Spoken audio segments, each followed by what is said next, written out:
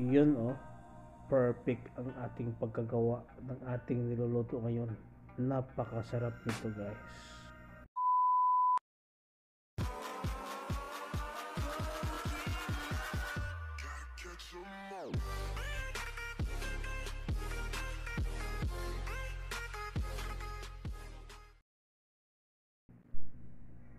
Alright guys, so ngayon ito yung ating cream dory fish. Nabili ko ito sa supermarket. Din ngayon ating hihiwain. So ngayon ganun lang kasimple ang paghiwa. Then pagkatapos natin maghiwa, ating ilagay sa ating malinis lagayan. Ito yung ganun lang siya. Dalawang piraso lang yan siya guys. Then maglagay tayo ng pamintang durog. Then maglagay din tayo ng magic sarap para naman lalong sumarap yung ating niluluto. Then maglagay tayo ng lemon. Kung wala naman, pwede rin na kalamansi ang ilalagay. Then ating i-mix lang siya. Then magbati tayo ng 2 itlog. So ganun lang siya guys. So ating ngayon babatihin para ating panlagay mamaya sa isda. Maglagay tayo ng harina sa malinis na plato.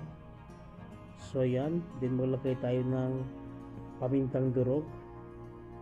At additional tayo ng powder na garlic. Then magic sarap. Alright guys. So ngayon ating hahaluin lang siya para mahalo yung ating inilagay na mga ingredients para mas masarap at malasa yung ating niluluto. Then ito yung ating breadcrumbs. So ating papatagin na ng konti para hindi tayo mahirap mamaya paglagay ng isda. Alright guys, so ngayon ito yung isda. Ating lang siyang ilagay sa harina din sa itlog. Then ilalagay natin sa breadcrumbs. So yan. Ganun lang siya kasimple.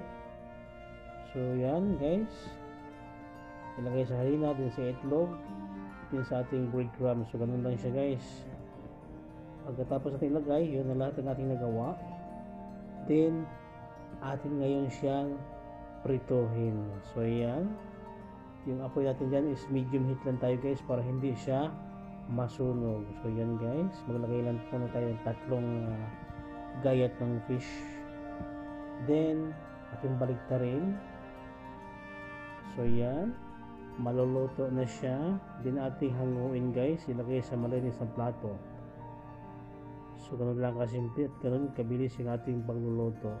Alright guys, a few moments so yan guys, later. luto na yung ating fish fillet.